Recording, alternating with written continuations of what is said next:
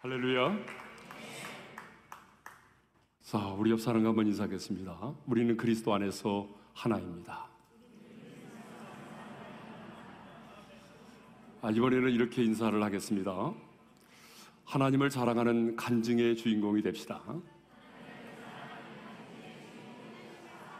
네. 근본 다니엘 기도를 통해서 하나님을 인격적으로 만나고 하나님이 행하신 그 일을 통해서 하나님의 영광을 볼 수 있기를 바랍니다. 여러분, 다니엘 기도회는요, 어느 한 교회의 기도회가 아닙니다. 현장에 참여한 이 모든 성도들과 그리고 영상으로 참여하고 있는 모든 성도들이 그리스도 안에서 동일한 찬양을 함께 하나님께 올려드리고 선포되는 동일한 말씀을 함께 받고 또 그 말씀을 붙들고 마음을 같이하여 함께 부르짖어 기도하는 연합 기도회입니다. 그렇기 때문에 어떤 모임보다도 성령께서 강력하게 임재하시고 또 우리는 이 기도회를 통해서 살아계신 하나님을 인격적으로 만날 수 있을 뿐만 아니라 하나님의 영광을 보게 될 줄로 믿습니다. 꼭 근본 다니엘 기도회를 통해서 하나님을 만나고 하나님이 행하신 그 일들을 통해서 하나님을 자랑하는 간증의 주인공들이 될 수 있기를 바랍니다. 오늘은 습관이 나를 만든다라고 하는 제목으로 말씀을 전하고자 합니다. 스티븐 코비가 쓴 성공하는 사람들의 7가지 습관이라고 하는 책이 있습니다. 이 책의 제목에서 보듯이 성공한 사람들에게는 좋은 습관이 있다라고 하는 것이죠. 자, 습관이 무엇이냐? 사전을 보니까 이렇게 돼 있어요. 어떤 행위를 오랫동안 되풀이하는 과정에서 저절로 익혀진 행동 양식이다. 그렇게 말하고 있습니다. 여러분, 우리는 이 세상을 살아가면서 무의식적으로 습관에 의해서 생활할 때가 참 많이 있습니다. 듀크 대학의 연구 결과에 의하면 사람들의 행동의 40%는 습관에 의해서 이루어진다라고 합니다. 여러분, 오늘 하루 한 날도 우리는 습관에 따라서 말을 하고 습관적으로 어떤 행동을 하기도 하고 습관적으로 어떤 생각을 했습니다. 여러분 그러죠? 여러분 그러지 않아요? 여러분들은 이렇게 인격적인 결단을 내려서 행동합니까? 아니잖아요. 습관적으로 행동할 때가 참 많습니다. 이런 말이 있습니다. 생각은 말을 낳고 말은 행동을 낳고 행동은 뭘 낳는다고요? 습관을 낳고 습관은 뭘 낳아요? 인격을 낳는다. 자, 우리가 잘 아는 말씀이에요. 여러분, 이 말씀을 보게 되면 결국은 습관이 나를 만든다는 거예요. 좋은 습관을 갖게 되면 좋은 인격의 사람이 되고요. 나쁜 습관을 갖게 되면 나쁜 인간이 되는 것입니다. 그렇기 때문에 참 습관이 너무나 중요합니다. 습관이 나를 만드는 거예요. 그런데 사람들은요, 어때요? 좋은 습관도 있지만 안 좋은 습관들을 더 많이 가지고 있어요. 여러분들도 마찬가지죠? 안 좋은 습관들이 있을 거예요. 근데 반응이 좀 없네요. 예. 제가 움직이겠습니다. 반응이 없기 때문에. 자, 여러분, 저에게도 좋은 습관이 있고 안 좋은 습관이 있어요. 저에게는 안 좋은 습관이 뭐가 있을까요? 여러분 모르시죠? 안 살아봤으니까. 근데 저에게는요, 굉장히 음식을 빨리 먹는 습관이 있어요. 그리고 앉으면 다리를 꼬는 습관이 있어요. 정말 의사가 하지 말라고 그러거든요. 그래서 요즘에는요, 이거를 교정하기 위해서 노력을 많이 하고 있습니다. 네. 또 저에게는 좋은 습관도 있어요. 그게 뭐냐 그러면 아침에 눈을 뜨는 순간, 의식이 들어오는 순간에 저는 정말 수십 년 전부터 하나님의 말씀을 암송함으로 시작합니다. 주는 그리스도시요 살아계신 하나님의 아들이십니다. 오늘 또 위대한 날을 주신 하나님을 찬양합니다.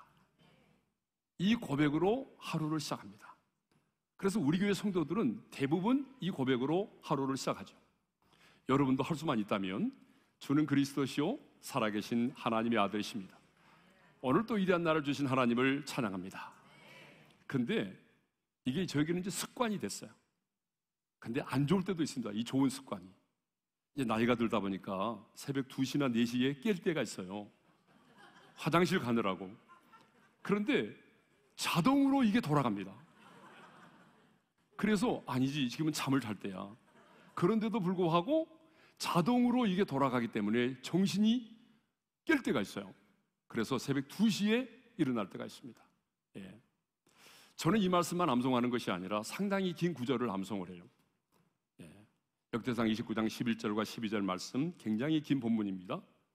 뿐만 아니라 로마서 8장 35절에서 39절도 암송하고, 그리고 민수기 6장 24절의 말씀을 암송하죠. 이렇게 저는 하나님의 말씀을 암송함으로 하루를 시작하는 좋은 습관을 가지고 있어요. 근데 여러분은 어떤 습관을 가지고 있나요? 물어보지 않겠어요. 근데 우리 다음 세대들은 좋은 습관보다는 안 좋은 습관들을 많이 가지고 있어요. 여기는 어떤지 모르겠지만 한국의 다음 세대들은요, 욕을 하는 습관이 있어요. 그래서 너 욕하지 말고 말해봐. 그래 말을 못해요. 욕이 입에 올랐어요. 그래서 뭐 끄떡하면 막 씨 이렇게 아주 욕을 달고 살아요. 욕하지 말고 말하라 그러면 말을 못해요. 뿐만 아니라 우리 다음 세대들은요, 거의 핸드폰을 손에 쥐고 살아요. 그래서 이용할 때도 많아요. 횡단보도를 건널 때도 핸드폰을 보고 가요. 여러분, 전철을 타면 대부분의 사람들은 핸드폰을 가지고 게임을 하거나 뉴스를 보죠. 여러분 그러지 않아요? 그리고 더 나쁜 거 있어요. 그게 뭐냐 그러면, 사람을 만나면 얼굴을 쳐다보고 눈을 보면서 말을 해야 되는데, 요즘 아이들은요, 친구를 만나도 이 얘기를 하잖아요. 문자로 말합니다. 밥 먹었니? 우리 어디서 만나자? 아니, 사람을 보고 얘기를 해야 될 거 아니에요.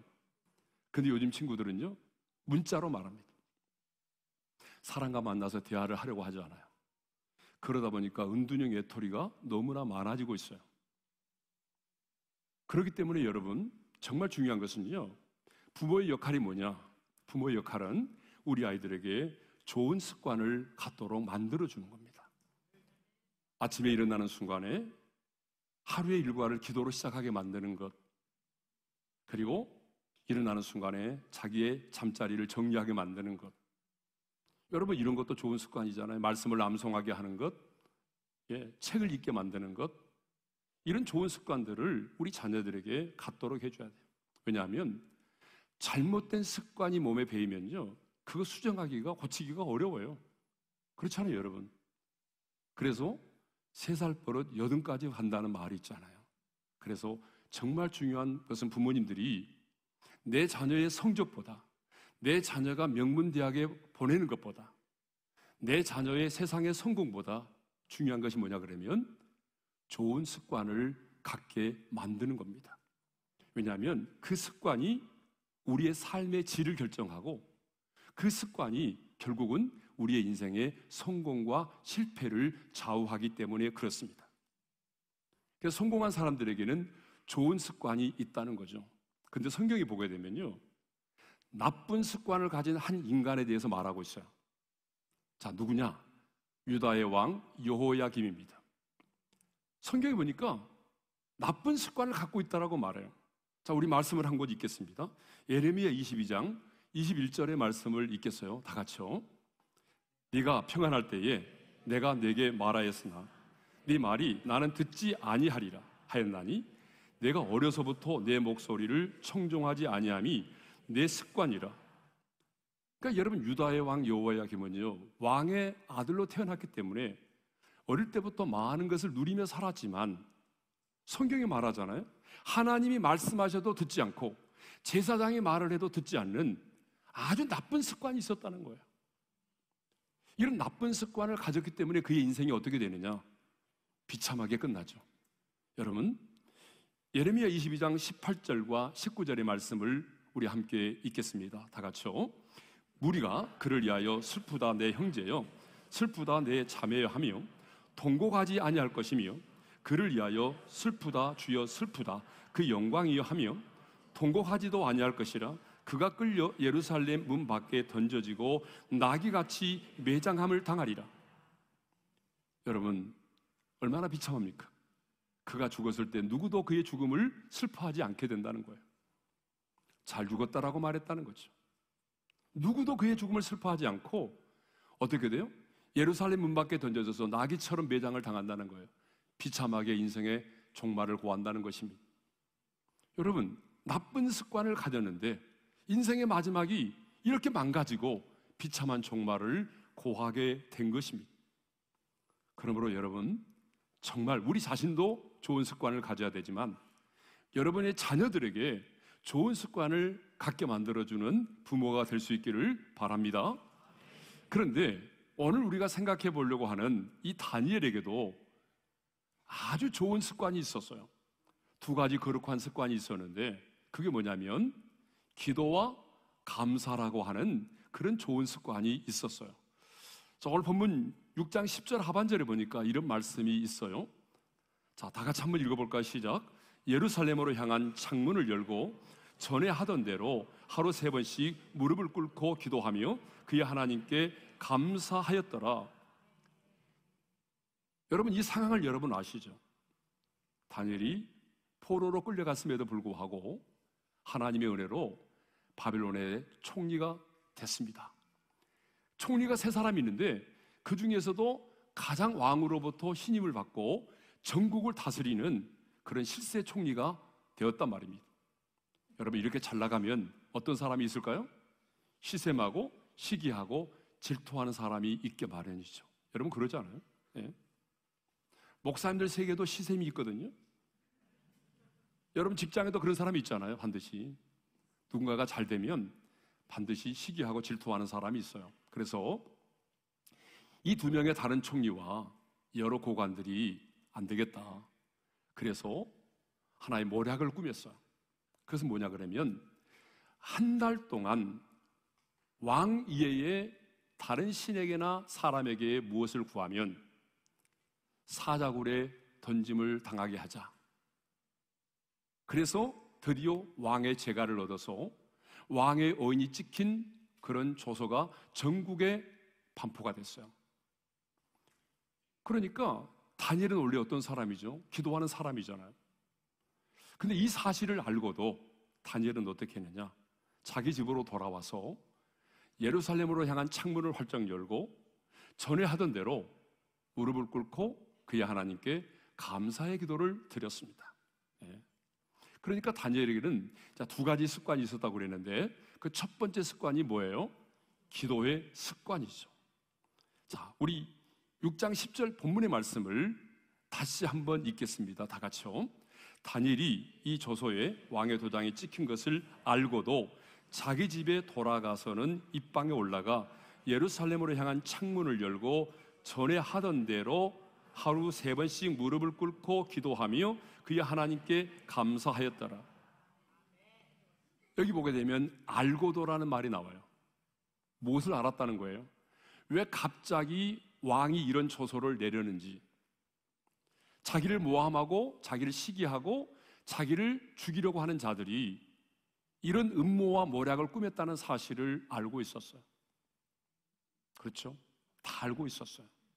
그리고 그들이 지금 어디에선가 자기 자신을 보고 있다는 사실을 알고 있었어요. 그리고 자기 자신이 왕의 이 명을 거역하고 전에 하던 대로 기도에 무릎을 꿇게 되면 사자굴 속에 던짐을 받는다는 사실을 알고 있었어요. 그럼에도 불구하고 다니엘은 어떻게 했어요? 전에 하던 대로 자신의 집에 돌아와 예루살렘을 향한 창문을 열고 그의 하나님께 감사를 드렸어요. 여기서 중요한 말은 전에 하던 대로라는 말입니다. 따라서 하겠습니다. 전에 하던 대로. 전에 하던 대로라고 하는 말은 이전에도 계속해서 해왔다는 얘기죠. 그러니까 다니엘은요, 어린 시절부터 하루에 3번씩 기도하는 습관이 있었어요. 그리고 포로로 잡혀간 이후에도 계속해서 그는 하루에 3번씩 기도했어요. 아니, 총리가 되고 난 이후에도 그는요 하루에 3번씩 기도했어요. 여러분, 총리의 일상의 삶이 얼마나 바쁘고 분주할까요? 예? 얼마나 많은 현장을 다녀야 되고 얼마나 많은 결제를 해야 되겠습니까? 그렇게 바쁘고 분주한 삶임에도 불구하고 다니엘은요 하루에 3번씩 무릎을 꿇어 기도했다는 사실입니다. 왜 이렇게 가능할까요? 기도가 습관이 되었기 때문입니다. 사실 다니엘의 입장에서 보게 되면 언제든지 마음만 먹으면요 지금 이 상황을 피하여 갈 수 있잖아요. 그리고 하나님께 이렇게 말할 수 있어요. 하나님, 저 아시죠? 저 하나님 사랑해요. 하나님 사랑하는 거 저 아시죠? 제 마음은 변하지 않았어요. 그렇지만 제가 딱 한 달만 기도를 쉴게요. 하나님 아시잖아요. 내가 주님을 얼마나 사랑하는지. 한 달만 쉴게요. 딱 한 달이에요. 한 달만 지나면 그들의 계획이 수포로 돌아갈 수 있어요. 여러분, 이렇게 하나님께 말할 수도 있잖아요. 아니, 여러분 같으면 분명히 이랬을 것 같아요. 집으로 돌아오는 순간 이중으로 된 창문을 만들어서 닫고, 그리고 커튼을 치고, 그리고 마지못해서 이불 속으로 들어가서 이불 속에서 기도를 했을 거예요. 여러분, 그럴 수도 있는 거 아니에요? 그런데 다니엘은 그렇게 하지 않았다는 거죠. 그들이 어디선가 나를 보고 있다는 사실을 알았지만 당당하게 전에 하던 대로 그는 습관을 따라 하나님 앞에 기도를 드렸습니다. 왜냐? 기도가 습관이 되어 있었기 때문이죠. 그러면 다니엘은 과연 일생을 사는 날 동안에 하루에 3번씩 기도를 했다면 몇 번 정도 기도를 했을까? 사실 기도의 횟수를 계산하는 것은 의미가 없습니다. 그렇지만 참고하기 위해서 하도 기도를 안 하는 분이 너무 많아서 제가 숫자로 계산을 해봤어요. 하루에 3번이면 한 달이면 몇 번일까요? 계산이 안 되나요?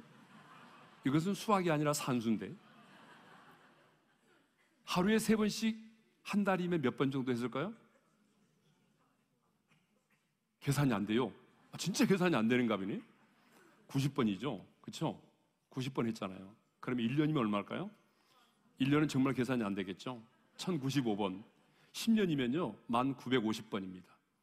그런데 16살에 포로로 끌려왔기 때문에, 그리고 이때의 나이가 85세라고 계산해 보게 되면 제가 다 미리 계산해서 알려드리겠습니다. 76,650번입니다. 여러분, 76,650번 기도를 했다는 것입니다. 횟수가 중요한 게 아니라 다니엘은 그 많은 시간 하나님 앞에 무릎을 꿇었다는 거죠. 그 많은 시간 하나님의 음성을 듣기 위해 노력했어요. 하나님의 얼굴을 구했어요. 하나님 앞에 머무르는 이 시간이 그만큼 많았어요. 여러분, 이런 말이 있어요. 수는 질과 비례한다. 수는 질과 비례한다. 설명이 필요한 것 같습니다. 우리말을 많이 잊어버리셔가지고. 무슨 말인가 하면 하는 횟수만큼 우리는 파워를 갖게 된다는 거죠. 여러분, 운동해 보신 분들은 아실 겁니다.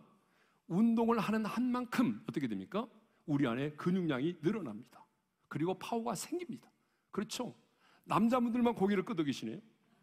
여러분, 운동을 하면 운동을 하는 만큼 근육량이 생기고 파워가 생깁니다. 그런데 그것만이 아닙니다. 사람을 만나는 것도 만나면 만날수록 어떻습니까? 친밀해집니다. 한 번 만나고 또 만나고 또 만나면 어떻게 되죠? 가까워집니다. 여러분, 그러잖아요. 제가 예전에 캐나다에 가서 집회를 한 적이 있는데요, 기러기 엄마들이 모였더라고요. 기러기 엄마들이 점심을 저를 사줬어요. 그리고 차를 마시는데 제가 가만히 들어봤더니 이런 얘기를 하더라고요. 무슨 얘기를 하느냐?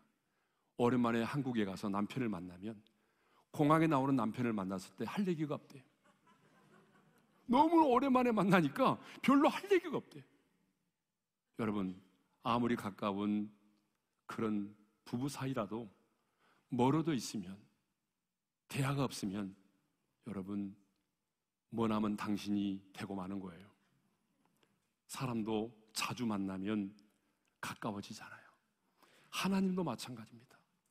우리 하나님도 내가 주님 앞에 머물리는 시간이 많아지고 그분의 얼굴을 구하는 시간이 많아지게 되면 자연히 하나님과의 친밀함이 생기고 하나님의 음성을 듣는 시간이 많아지게 되는 것입니다.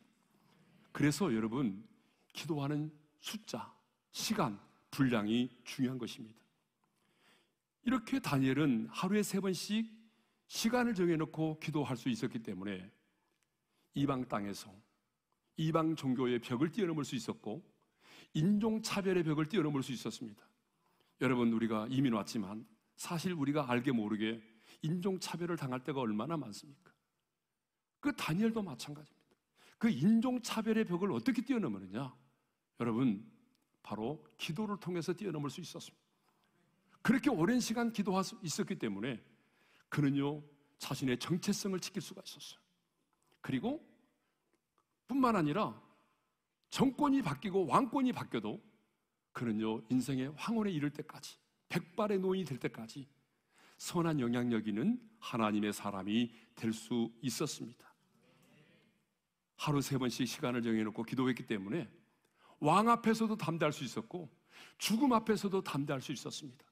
하루 3번씩 하나님 앞에 무릎을 꿇어 기도했기 때문에 누구도 따라올 수 없는 영성과 거룩함이 있었습니다.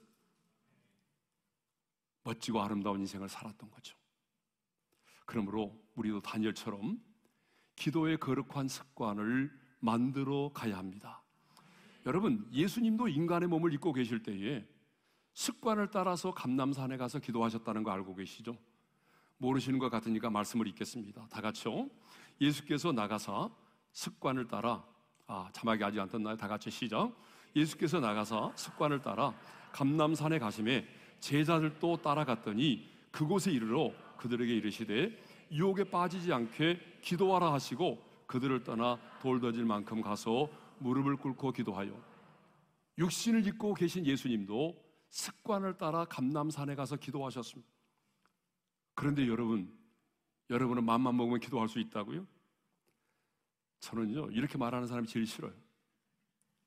집사님, 요즘 기도 생활 어떻게 하세요? 그럼 이렇게 말하는 분 있어요.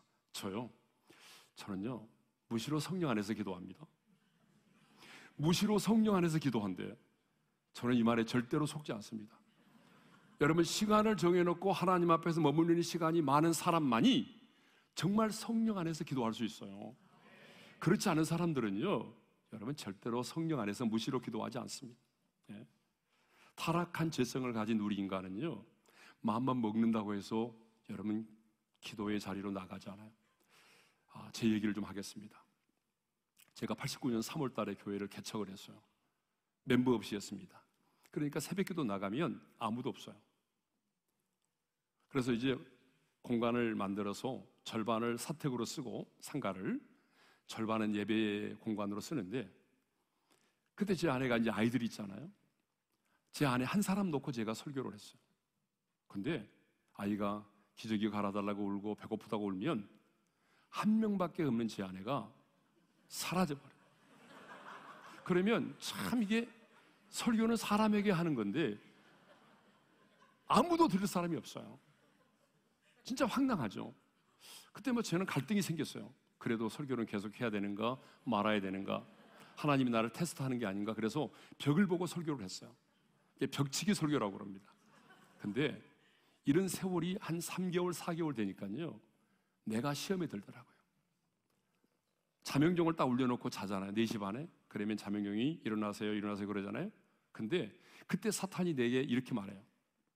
가면 뭐하니? 아무도 없는데. 네가 할 게 뭐 있어? 목사가 밥 먹고 기도나 해야지. 그러면 그게 아멘으로 받아들여져. 그래서 그래, 그렇지, 나가면 아무도 없는데 그냥 차라리 밥 먹고 내가 차분하게 기도해야지, 이런 생각이 들어요. 그리고 이제 아내 출근시켜놓고 밥 먹고 기도하려고 그러면 여러분 어떻던가요? 전화가 오죠. 그래서 기도를 못하게 되는 거예요. 그러다 보니까 개척교회 목사가 새벽 기도에 올인을 해야 되는데 일주일에 2번도 했다가 4번도 했다가 이 지경이 된 거예요. 여러분, 목사인 나도 여러분 타락한 재성을 가지고 있기 때문에 기도하는 습관이 만들어지지 않았어요. 힘들었어요. 기도하는 게 힘들더라고요. 예? 근데 여러분은 어떠겠어요? 예? 근데 사람들은요, 기도의 거룩한 습관을 내가 좀 만들어야 되겠다고 생각하기보다는 뭘 먼저 하느냐? 염려를 먼저 합니다. 그래서 기도를 안 하는 사람의 특징이 뭐냐면 염려의 은사가 있다. 그러니까 염려는 너무 잘합니다. 밤을 새고도 잘합니다. 남의 집 것까지 다 염려하죠. 밤새도록 염려합니다. 시간 가는 줄 모르고 염려합니다. 근데 그런 사람에게 기도하라고 그러면 5분도 못합니다. 염려의 은사가 있어요. 근데 여러분, 다니엘은요, 인생의 위기를 만났을 때 염려하기보다는 뭘 선택했어요? 기도를 선택했어요. 아까 여러분 우리가 찬양했잖아요. 아무것도 염려하지 말고 다만 모든 일에 기도와 간구로 너희 구할 것을 어떻게 아뢰라? 감사함으로 하나님께 아뢰라. 아멘. 자, 스펄전 목사님이 아주 중요한 말씀을 했습니다. 저는 이 말씀을 너무 좋아하는데 다 같이 읽겠습니다. 시작. 10년을 염려하는 것보다 10분 기도하는 것이 더 낫다. 여러분 동의하면 아멘 하겠습니다. 네. 이쪽 동네에 안 하신 분들이 몇 분 계신 것 같아요. 네. 10년을 염려하는 것보다 10분 기도하는 것이 낫습니다. 그런데 사탄은요, 사탄의 전략이 있어요. 그래서 뭐냐 그러면, 그래 교회 일 열심히 해, 봉사해, 제자 훈련 받아, 그런데 기도는 하지 마. 이게 사탄의 전략입니다. 그래서 바쁘고 분주한 일을 만들어서 어떻게 하든지 간에 훈련은 받게 하지만, 봉사는 하게 하지만 기도는 못하게 만들어요. 여러분 그러잖아요. 우리 목사들에게도 마찬가지입니다. 열심히 목회는 하지만 기도의 자리는 사라지게 만드는 것입니다. 근데 여러분 이거 아세요? 기도의 현장에서 승리해야 우리 사역의 현장에서 승리할 수가 있습니다. 하나님의 사람들은 모두 기도의 현장에서 승리했습니다. 우리 예수님도 골고다의 현장에서 승리하기 전에 겟세마네 동산에서 기도로 승리하셨습니다. 겟세마네 동산에서의 승리가 있었기 때문에 여러분 골고다의 현장에서 십자가를 질 수가 있었던 것입니다. 모든 하나님의 사람들이 그랬어요. 여러분 모세를 보세요. 모세가 아말렉과 싸울 때 어떻게 했었나요? 여호수아는 나가서 싸우고 모세는 산 위에 올라가서 두 손을 높이 들고 기도했잖아요. 근데 모세가 손을 들면 여호수아의 군대가 이기고 손이 내려오면 아말렉이 이겼잖아요. 여러분 왜 모세는 산꼭대기에 올라갔을까요? 높은 산에 올라가서 기도하면 응답이 빠릅니까? 하나님과 가까워져서? 그렇다면 여러분 제가 이번에 다녀온 에티오피아는요, 그 수도는 해발 2400m입니다. 그러면 2400m에서 기도하면 하나님과 가까우니까 응답이 빠르고 골방에서 기도하면 응답이 없습니까? 그건 아니에요. 여러분 중요한 것은요, 우리가 어디에서 기도하든지 간에 기도의 산 위에 올라갈 수 있어야 돼요. 무슨 말이냐면 기도의 깊은 경지에 들어가야 돼요. 그 말은 무슨 말이냐면 성령 안에서 기도해야 돼요. 성령 안에서 기도하게 되면 내가 가지고 있던 기도의 다 제목들이 사라집니다. 여러분 우리에게는 기도의 제목이 순서가 있잖아요. 기도할 때마다 1번이 누구예요? 여러분의 기도의 제목 1번 누구죠? 자식이죠. 자식. 여러분 그러잖아요. 여러분 자식이 1번 아니에요? 목사님이라고 말하는 분은 별로 없어요. 그렇죠? 기도할 때부터 우리 목사님을 놓고 기도하는 사람 별로 없어요. 사모님밖에는. 대부분 기도의 1번은 내 자식이에요. 2번은 누구죠? 2번은 남편이든지 친정의 부모님이에요. 친정. 시부모님이 아닙니다. 4번이 누굴까요? 요즘에는 4번이 강아지가 많아졌어요. 그리고 이제 마지막에 가서 이제 목사님이 위해서 기도하고 양심이 있으니까 좀 목사님 한번 기도해주고 그리고 나서 이제는 뭐예요? 예. 이렇게 우리 기도의 순서가 있거든요. 그런데 성령 안에서 기도하기 시작하면요, 여러분이 가지고 있는 기도의 순서가 다 사라져요. 갑자기 누군가가 생각이 나요. 갑자기 선교사님이 생각이 나고 북한의 동포들이 생각이 나고 전쟁의 고아들이 생각이 나면서 내가 원하지 않았던 기도를 하게 됩니다. 시간 가는 줄 모르고 기도하게 되는 거죠. 기도의 현장이 보이는 거예요. 여러분 이상하죠? 우리 주님도요, 제자들을 배 타고 보내게 한 다음에 산에 들어가서 기도하셨잖아요. 그런데 주님은요, 산에서 기도하시면서 제자들이 풍랑을 만나 힘겹게 노젓는 것을 보셨대요. 주님이 시야가 좋아서 밤에 다 보입니까? 아니에요. 기도하는 사람에게는요, 현장이 보인다는 것입니다. 여러분, 기도할 때 현장이 보입니다. 주님은 현장을 보고 기도하셨어요. 우리가 손을 들어 기도하는 것은 하나님 앞에 항복을 말하는 거예요. 내 힘으로 승리할 수가 없습니다. 하나님이 도와주지 않으면 승리할 수가 없습니다. 하나님 도와주지 않으면 나는 살아갈 수 없습니다. 이 고백이 뭐예요? 손을 드는 거예요.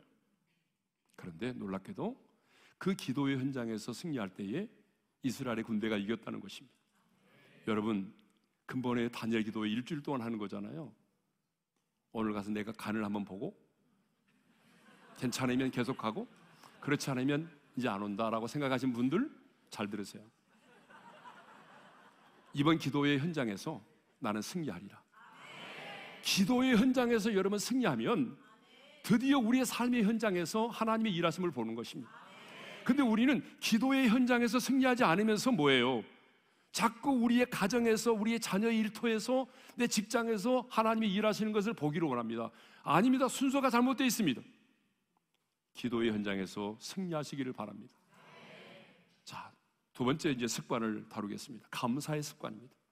10절 하반절에 보니까 그야 하나님께 감사했다라고 말하죠. 근데 전에 하던 대로라는 말을 보게 되면 기도만이 아니라 하나님께 감사의 기도를 드리는 것도 역시 습관이었다라고 하는 것이죠. 자, 여러분, 다니엘은 지금요 하나님 앞에 감사할 수 없는 상황에 있잖아요. 그들의 모함으로 인해서 사자굴 속에 던짐을 당할 수밖에 없는 인생의 위기 가운데 있잖아요. 근데 그 위기 가운데서 어떻게 했다는 거죠? 그야 하나님께 감사를 드렸다는 것이죠. 우리는 이러한 다니엘의 모습 속에서 하나님의 사람에게 있어서 진정한 감사는 무엇인가라고 하는 것을 생각해 볼 수 있어요. 첫째로 감사는 신앙이다라고 하는 것입니다. 따라서 하겠습니다. 감사는 믿음이다. 믿음이란 말과 신앙이라는 말은 똑같은 거예요. 예. 그의 하나님께 감사했다라고 말하잖아요. 여러분, 이 상황에서 하나님께 감사를 드렸어요. 근데 사람들은요, 자기 남편에게 감사하고 부모님에게 감사하고 또 직장의 상사와 동료들에게는 감사하면서도 하나님께는 감사를 드리지 않는 인간들이 많아요. 그렇죠? 왜 하나님께는 감사하지 않아요?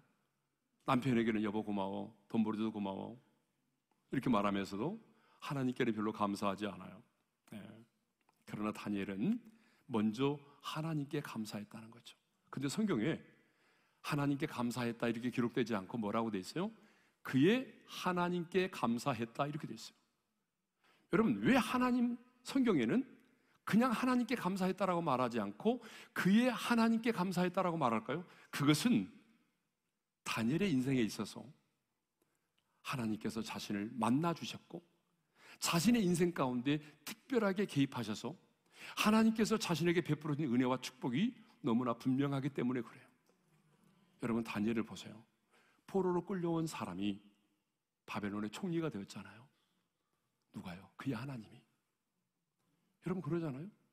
바벨론의 포로로 끌려왔음에도 불구하고 정체성을 잃지 않고 신앙의 순결을 지키며 살아올 수 있었잖아요.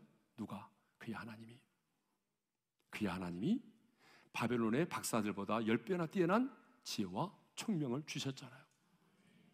여기까지 살아온 모든 것을 보니까 그의 하나님이었어요. 여러분도 마찬가지잖아요. 여러분도 어떤 이유로든지 간에 이곳 땅에 왔잖아요. 여기 와서 30년을 사신 분도 계시고 20년을 사신 분도 계시고 지금 와서 고전하는 분도 계시겠지만 돌이켜보게 되면 여기 와서 뿌리를 내리고 이곳 생활할 수 있게 된 것 그의 하나님 아니십니까? 그의 하나님의 특별한 은혜인 줄로 믿습니다. 네. 그래서 감사라고 하는 것은요, 신앙이다라고 하는 거예요. 감사는 환경의 문제가 아닙니다. 그러니까 감사는 환경의 문제가 아닙니다. 내가 이곳에 와서 연봉을 많이 받고 한국에서 살아보지 못한 그런 집을 사고 한국에서 타보지 못한 자동차를 타고 다니고 그렇다고 해서 감사하는 게 아니에요. 예? 감사는요, 환경의 문제가 아니라 신앙입니다. 예? 우리가 잘 아는 다 감사드리세 온 마음을 주께 바쳐 라는 찬양이 있어요. 근데 이 찬송을 지으신 분이 누구냐면 마르틴 닌카르트라고 하는 목사님이세요. 근데 이 목사님이 언제 이 찬양을 지었느냐? 여러분, 독일을 비롯해서 유럽에 흑사병이 돌아서 수많은 사람들이 죽어갈 때입니다. 이 링카르트 목사님의 아들도 죽었어요. 그리고 목사님의 교회에서 어떤 날은 하루에 50명의 성도들의 장례를 치러야 했어요. 여러분, 하루에 50명의 성도들의 장례를 치른다면 그 분위기를 아시죠? 얼마나 무겁겠어요? 얼마나 사람들이 죽음 앞에 두려워 떨었겠어요? 이런 상황 속에서 목사님이 찬송을 지었는데 가사가 이렇게 돼 있어요. 다 감사드리세 온 마음을 주께 바쳐 그 섭리 놀라와 온 세상 기뻐하네. 3절의 시작은 이렇게 돼 있어요. 감사와 찬송을 다 주께 드리어라. 여러분, 감사는 환경의 문제가 아니에요. 감사는요, 믿음의 문제예요. 사도 바울 역시 복음 전하다가 빌립보 감옥에 갇혔잖아요. 억울하게 누명 쓰고, 그렇지만 한밤중에 하나님을 찬양했어요. 이것을 보게 되면 감사는요, 절대로 환경이 아니라 신앙입니다. 감사는 신앙의 문제입니다. 여러분, 믿음이 없으면요, 아무리 좋은 환경 가운데 살아도 감사하지 않습니다. 성경에 나오는 어리석은 부자를 보세요. 창고를 새로 짓고 곡식을 쌓아둘 것만 생각했지 언제 그가 하나님께 감사를 드렸나요? 믿음이 없으면 아무리 연봉을 많이 받고 좋은 차를 몰고 다니고 좋은 환경 가운데 살아도 감사가 나오지 않아요. 성도 여러분, 누가 감사합니까? 바로 믿음이 있는 자입니다. 그러므로 감사는 신앙이죠. 자, 두 번째로 감사는 결과가 아니라 태도이다라고 하는 것입니다. 자, 우리는 언제 감사하죠? 여러분, 언제 감사한금 드리죠? 내 자녀가 원하는 대학에 들어갔다든지, 내 자녀가 취직을 했다든지, 그렇게 속속이던 딸이 누군가를 만나서 결혼을 하게 됐다든지, 그럴 때 우리는 감사한금을 드리잖아요. 내가 원하는 것이 이루어졌을 때, 내 문제가 해결되었을 때, 기도가 응답되었을 때 우리는 비로소 그 결과를 가지고 하나님 앞에 감사하잖아요. 근데 여러분, 다니엘을 보십시오. 다니엘은 지금 사자굴 속에서 건짐을 받았나요? 아니에요. 사자굴 속에 던짐을 받을 수밖에 없는 지금 죽음의 위기 앞에 있어요. 네? 얼마든지 하나님 앞에 따질 수도 있잖아요. 하나님, 제가 이곳에 와서 이렇게 믿음을 지키고 순결하게 살아왔는데, 그런데 제 인생의 결과가 사자굴입니까? 하나님, 이럴 수가 있습니까? 내가 뭘 잘못했어요? 여러분, 이렇게 따질 수도 있잖아요. 그런데 다니엘은요, 불평하지 않았어요. 그 죽음 앞에서도 여러분, 그의 하나님께 감사를 드렸습니다. 건짐을 받았기 때문에가 아니라 죽음의 위기 앞에서도 내가 믿는 하나님이 어떤 분이신지를 알았어요. 내가 믿는 하나님은 여전히 선하시고 의로우신 분이라는 사실을 믿었기 때문에, 그 신실하신 하나님을 믿었기 때문에 설령 그는요, 사자굴 속에 던짐을 받는다 할지라도 다니엘은 감사를 드렸을 거예요. 감사는 결과가 아니라 하나님께 대한 태도입니다. 예수님도 보세요. 오병이어의 기적을 행하실 때 결과와는 상관없이 먼저 하늘을 우러러 축사하셨어요. 말씀을 읽겠습니다. 다 같이요. 떡 5개와 물고기 2마리를 가지사 하늘을 우러러 축사하시고 떡을 떼어 제자들에게 주시매 제자들이 무리에게 주니. 오병이어의 기적을 행하고 난 다음에 하나님 내 기도를 들어주셔서 감사합니다가 아니었어요. 기적을 행하기 전에 축사하셨다는 말은 감사의 기도를 드렸다는 말입니다. 죽은 나사로를 살리실 때도 마찬가지입니다. 그때도 감사의 기도를 먼저 드렸어요. 요한복음 11장 41절의 말씀을 읽겠습니다. 다 같이요. 눈을 들어 우러러 보시고 이르시되 아버지여 내 말을 들으신 것을 인하여 감사하나이다. 여러분에게 묻겠습니다. 기적이 먼저였나요? 감사가 먼저였나요? 감사가 먼저였어요. 저는 하나님께서 이번에 누군가에게 인생에 놀라운 기적을 행하실 줄로 믿습니다. 이렇게 많은 사람들이 다니엘 기도회에 정말 많은 분들이 사모하는 마음으로 참여하는지 아십니까? 우리 다니엘 기도회는 16,300의 교회가 함께하고 있습니다. 그리고 하룻밤에 53만 명의 성도들이 동시에 함께 기도하고 있습니다. 여러분, 왜 그럴까요? 그것은 하나님이 행하시는 일이 너무나 많기 때문입니다. 이 미주지에서 첫 번째 갖게 되는 이 다니엘 기도에도 마찬가지입니다. 저는 하나님께서 근본에 이 다니엘 기도를 통해서 여러분의 인생의 결박들이 풀어지고 여러분들을 향한 마귀의 관계가 수포로 돌아가고 그리고 사탄의 경관진이 무너질 줄로 믿습니다. 그리고 성령 안에서 이루어지는 하나님의 나라를, 하나님 나라의 현존을 우리 모두가 맛보고 경험할 수 있기를 원합니다. 그런데 여러분, 중요한 것은 감사가 먼저라는 사실이죠. 이해할 수 없는 상황이지만 그의 하나님을 신뢰함으로 먼저 감사하십시오. 감사의 기도가 먼저입니다. 여러분, 감사하면요 사탄이 쓸 수 있는 전략이 없어요. 고구마 전도왕이라는 책을 쓴 김기동 목사님 계시죠? 지금 이제 집사님, 옛날에는 집사님이셨는데 목사님 되셨더라고요. 그분이 집사님 때 우리 교회 와서 간증을 했는데 지금도 기억에 남는 게 있어요. 무슨 간증을 했는 거라면 자기는 언제나 호주머니에 감사헌금 봉투를 가지고 다닌대요. 회사 부도 나라, 나는 감사할 준비가 돼 있어. 불나?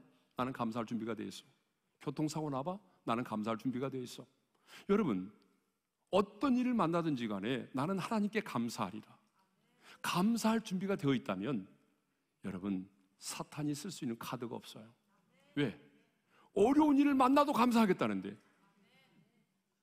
그래서 사탄이 손해보는 거 아니에요? 그러니까 손해볼 짓을 누가 하겠어요? 안 하는 거죠.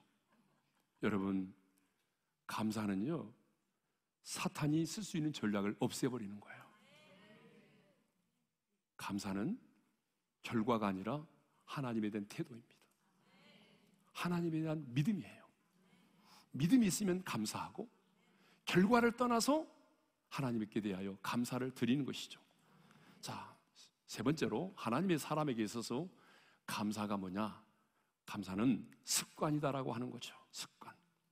전에 하던 대로 그의 하나님께 감사했다. 감사가 습관이 되어 있지 않으면요 이런 상황 속에서는 감사가 안 나옵니다.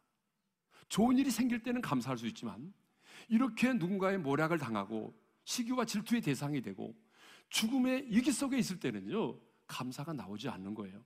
습관이 되어야만 가능합니다. 가끔 이렇게 말하는 분들을 만납니다. 우리 목사님들도 그런 분들을 만날지 모르지만 가끔 이렇게 기도 제목이 뭐예요? 그러면 이렇게 말하면 있어요. 저요 목사님 11조 1억 내게 해주세요. 11조를 1억 내게 해달라고 기도를 해달라는 거예요. 와, 11조 1억이면 여러분 10억을 벌어야 됩니다. 그렇죠? 그렇게 기도하신 분 계시면 손 들어보세요. 괜찮아요. 뭐 다 우리끼리인데 어때요? 마음속으로도 그렇게 기도하시는 분 분명히 계실 거란 말이에요. 지금 여기서. 예.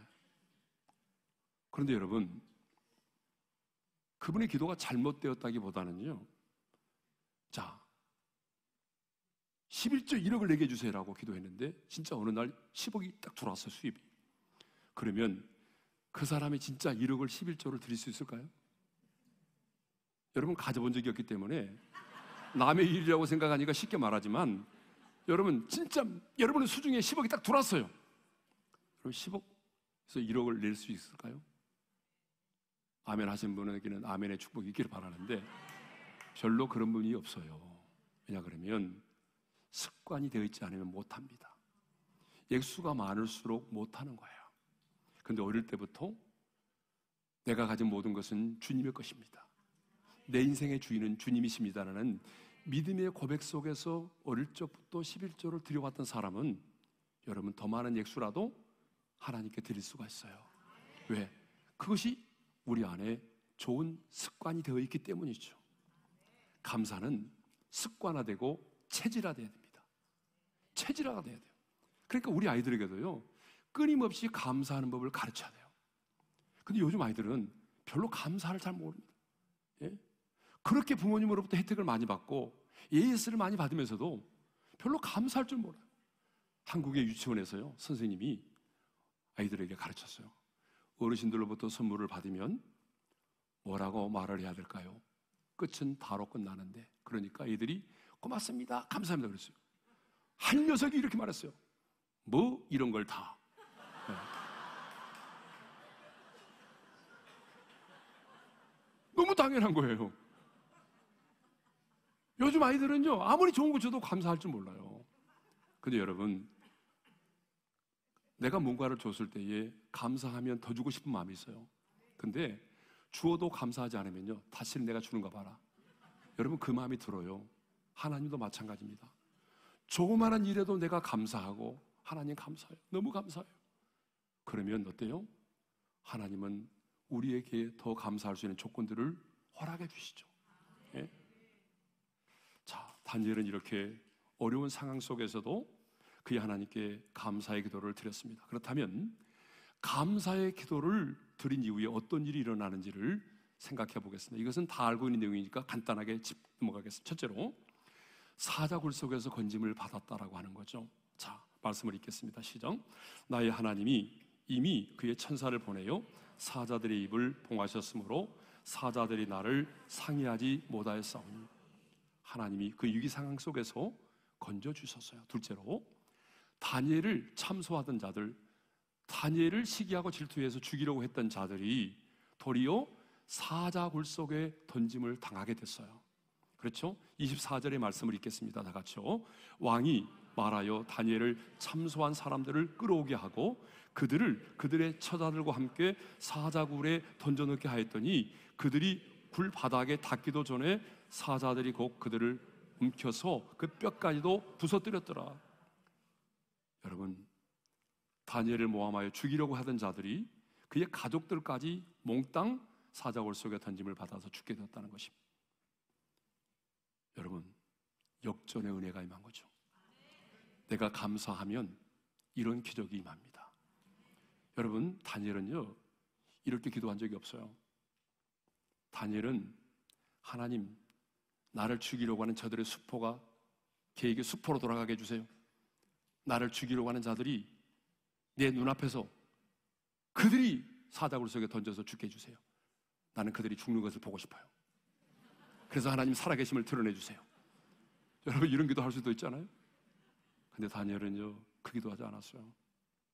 하나님께 감사했어요. 그랬더니 하나님이 어떻게 하셨어요? 역전의 은혜를 허락하셨어요. 원수는 내가 갚는 게 아닙니다. 원수 갚는 것은 하나님께 맡기십시오. 여러분이 원수를 갚으려고 하게 되면 여러분이 다칩니다. 그러니까 절대로 원수를 갚으려고 하지 말고 하나님께 감사만 하세요. 감사하면 기적이 일어납니다. 감사하면 역전의 은혜가 임합니다. 감사하면 감사할 수 있는 더 많은 조건들이 생겨납니다. 제가 갑자기 생각이 나서 또 하나의 간증을 할 텐데, 이런 기도는 하지 마세요. 제가 개척을 했잖아요. 상가 이제 천평수가 18평입니다. 2칸을 썼어요. 그러면 36평이죠. 근데 너무 부족했어요. 성도들은 막 구름대처럼 몰려오는데 공간이 너무 작으니까 진짜 어린이들 말로 코딱지만 했어요. 너무 작으니까 성도들이 여기 교회가 있네 하면서 비 오는 날 소망교회, 사랑의 교회 교인들이 여기 상가의 교회에 있네, 비 오니까 이게 가볼까 하고 문을 딱 열었는데 문 열면 제가 앞에 있었어요. 그러니까 놀래가지고 문 닫고 도망갔어요. 그런 분들이 엄청나게 많았어요. 그렇게 작은 교회예요. 그런데 이렇게 작은 교회인데 201호가 있었어요. 그러면 거기도 18평인데 이제 산수 그런 학원이 있어요. 근데 잘 안 돼가지고 제가 얘기했어요. 권리금 줄 테니까 우리한테 넘겨라. 근데 이분이 건물주인이 아니잖아요. 건물주인은 따로 있어요. 그 건물주인한테 얘기하니까 건물주인이 하는 말이 절대로 안 됩니다, 교회는. 그랬어요. 근데 우리는 밀어붙였어요. 제 성격이 좀 알잖아요. 일단 밀어붙이자. 그래가지고 그분하고 권리금 주고 우리가 그거를 이제 3칸을 만들어서 그래도 아름답게 벽돌로 단장을 하고 정말 조그마한 공간이지만 예배당을 확장을 했어요. 근데 이제 문제는 날짜가 다가온다는 거죠. 계약 기간이 다가왔어요. 주인이 말합니다. 이제 다시 복구하세요. 다시 환원시켜주세요. 우리는 절대로 교회를 주지 않습니다. 그래서 권사님들을 보내서 꽃을 좀 보냈어요. 미인계를 쓴 거죠. 안 통했어요. 근데 그분은 완전히 기독교도 안티였어요. 대치동에 잘 나가는 학원 강사였어요. 돈을 많이 벌었어요. 그래서 제가요, 안 되겠다 싶어서 이런 기도를 드렸습니다. 목사님들, 이런 기도는 절대 하지 마세요. 제가 이런 기도를 너무 힘드니까. 교회가 확장돼야 되는데 쪼그라들면 되겠어요? 그래서 제가 하나님 안 되겠습니다. 꽃을 보내도 안 되고 안 되겠어요. 하나님이 좀 만져주세요. 만져달라고 기도했어요. 그런데 정말 하나님이 만지셨어요. 며칠 후에 그분이 삼성병으로 입원을 하게 됐어요. 그런데 그 아내가 저를 찾아왔어요. 모든 걸 숨기고 찾아왔어요. 교회가 이 건물을 속히 인수해 주세요. 사세요. 그래서 저희가 이 건물을 샀어요. 그리고 그 남자는 죽었어요. 젊은 남자인데. 그때 저는 깨달았어요. 하나님의 교회를 건드리면 이렇게 어렵구나. 아, 목사 입에서 나오는 기도는 이렇게 중요하구나. 그래서 저도요, 이제는 절대로 내가 하나님 만져주세요 이 기도를 하지 않겠노라고 다짐을 했어요. 근데 목회하다 보니까 속 썩이는 장로들이 있어요. 그러면 이런 기도가 나오려고 그래요. 하나님 아무개 장로만 하다가 안 했어요. 그냥 축복했어요. 그러니까 제가 기도할 때 누군가를 축복하면 그 사람이 별로 안 좋은 거예요. 네. 하나님 아무개 장로 축복해 주세요. 아무개 장로 축복해 주세요. 그러면 별로 그건 좋은 건 아니에요. 네. 네. 이상한 방향으로 흘러갔는데, 세 번째로는 형통케 하는 축복을 받았다라고 하는 거죠. 예. 28절의 말씀을 읽겠습니다. 다 같이요. 이 다니엘이 아직도 안 됐나요? 예. 제가 성질이 참 급합니다. 다 같이 읽겠습니다. 시작. 이 다니엘이 다리오 왕의 시대와 바사 사람 고레스 왕의 시대에 형통하였더라. 자, 다리오 왕의 시대가 지나고 고레스 왕의 시대가 임했지만, 정권이 바뀌었지만 하나님께서 다니엘을 형통하게 하셨다라고 하는 거죠. 여러분, 감사했더니 하나님께서 형통의 복을 주셨습니다. 여러분, 정말 감사할 때 하늘의 문이 열리고 상상할 수 없는 기적이 일어나고 감사할 수 있는 더 많은 조건들이 생겨납니다. 물론 우리는 형통의 축복을 받기 위해서 감사를 하는 것은 아닙니다. 그러나 하나님은 자신이 베풀어 주신 하나님의 은혜를 잊지 않고 감사를 드리는 자를 잊지 않고 기억해 주십니다. 그래서 감사하는 자에게 하나님은 더욱더 감사할 수 있는 많은 조건들을 허락해 주시죠. 네. 자, 여러분, 무엇보다도 내가 감사하면요, 가장 먼저 일어나는 변화가 뭔지 알아요? 내 자신이 변합니다. 내 자신이 가장 먼저 행복한 사람이 되는 거예요. 그래서 영국의 유명한 기도의 사람이었던 윌리엄 로우라고 하는 사람이 이런 말을 했어요. 다 같이 읽겠습니다. 시작. 만족과 행복을 가장 빠르게 찾는 비결은 범사에 감사하는 데 있다. 만족과 행복을 찾는 가장 빠른 비결은 감사합니다. 여러분, 감사하면요, 누가 먼저 변하는지 아세요? 내 자신이 가장 먼저 변합니다. 그러니까 내가 변하면 누가 변하는지 아세요? 살을 맞대고 사는 남편이 변합니다. 그리고 자식이 그것을 보고 변합니다. 가정이 변해요. 여러분, 감사하면 이렇게 놀라운 변화가 일어납니다. 예. 그러므로 여러분, 이것이 뭐예요? 감사의 신비고 감사의 능력입니다. 내가 감사하잖아요. 하나님이 역전의 은혜를 베풀어 주세요. 내 온수를 하나님이 심판하세요. 그러니까 여러분, 오늘 밤에 우리가 기도할 제목이 뭐예요? 감사해요. 감사하면 기적이 일어납니다. 자, 기도와 감사는요, 이제 마무리를 좀 하겠습니다. 기도와 감사는 하나님의 사람에게 있어서 가장 중요하고도 최고의 습관입니다. 왜냐하면 우리 삶이 영적인 전쟁이잖아요. 우리 삶이 영적인 전쟁인데 하나님이 도와주지 않아도 여러분은 세상의 유혹을 이길 수 있어요? 영적인 전쟁에 승리할 수 있어요? 여러분의 인격이 그렇게 고상해요? 여러분이 알면 얼마나 알아요? 그러면 똑똑한 사람들은 죄를 안 짓나요? 아니에요. 우리의 인격과 우리의 열정은요, 영적인 전쟁에서 아무 힘이 없어요. 하나님이 도와주지 않으면 우리는 승리할 수가 없어요. 그렇기 때문에 우리는 기도의 무릎을 꿇어야 되는 것이고 그의 하나님께 감사를 드려야 하는 거죠.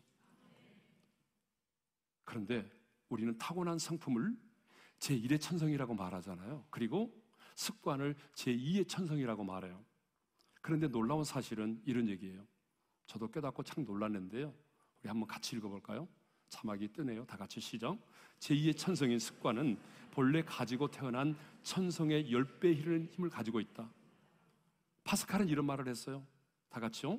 습관은 제2의 천성으로 제1의 천성을 완전히 파괴한다. 자, 어려운 말이 아닙니다. 이런 말이에요. 습관이 타고난 성품을 이긴다. 습관이 천성을 이긴다. 여러분, 자식들을 보게 되면 부모로부터 못된 성품을 가지고 태어난 아들이 있어요. 부모가 도박을 하는데 그 자식도 도박을 해요. 정말 이건 안 되는데 하는데 자녀는 꼭 그걸 본받아요. 그런데요, 그 천성보다도 좋은 습관을 만들면요, 좋은 습관이 안 좋은 성품을 이겨낸대요. 그러니까 부모 원망하지 마세요. 나는 부모를 잘못 만나가지고 이런 더러운 성격을 갖게 되었다라고 말하지 마세요. 여러분, 부모가 물려준 그 성품보다도 여러분들이 스스로 만들어낸 거룩한 좋은 성품이 타고난 성품을 이긴다는 것입니다. 그러니까 부모 원망하지 말고, 시대 원망하지 말고, 여러분 말씀 안에서 거룩한 습관을 만들어 가시기를 바랍니다. 다니엘은 하루에 3번 기도하는 습관을 가졌습니다. 그렇다면 여러분 이제 결단하셔야 돼요. 나는 하루에 3번? 3번은 힘들지. 내가 2끼밖에 안 먹는데. 그럼 나도 2번? 하루에 2번. 아침 저녁으로? 아니면 1번. 기도의 몇 번인가 중요하지만 기도의 분량도 중요합니다. 오늘 말씀에 은혜 받았다고 해서 나는 100분 할 거야. 처음부터 100분? 여러분 힘듭니다. 처음부터 100분 하지 마세요. 5분부터 시작하세요. 5분, 그리고 그 다음 주에 6분, 그 다음 주에 8분. 여러분 계속해서 기도의 분량을 늘려가세요. 그러면 1시간, 3시간 쉽게 할 수 있습니다. 여러분이 오늘 말씀만 듣고 끝나면 안 됩니다. 나는 이제 기도의 습관을 만들어 가리라. 하루에 1번, 2번, 3번 내가 5분, 10분, 30분, 1시간, 3시간 기도의 분량을 채워가리라. 아멘. 그래서 여러분 안에 기도의 거룩한 습관이 만들어지기를 바랍니다. 그리고 나는 어떤 상황 속에서도 감사하며 살아가리라. 여러분 이렇게 감사를 결단하시고 감사가 여러분의 인생의 습관이 된다면 여러분의 인생에도 하늘의 문이 열리고 여러분 자신이 변하고 여러분의 가정이 변하고 그리고 인생의 역전의 은혜가 여러분에게 임할 줄로 믿습니다.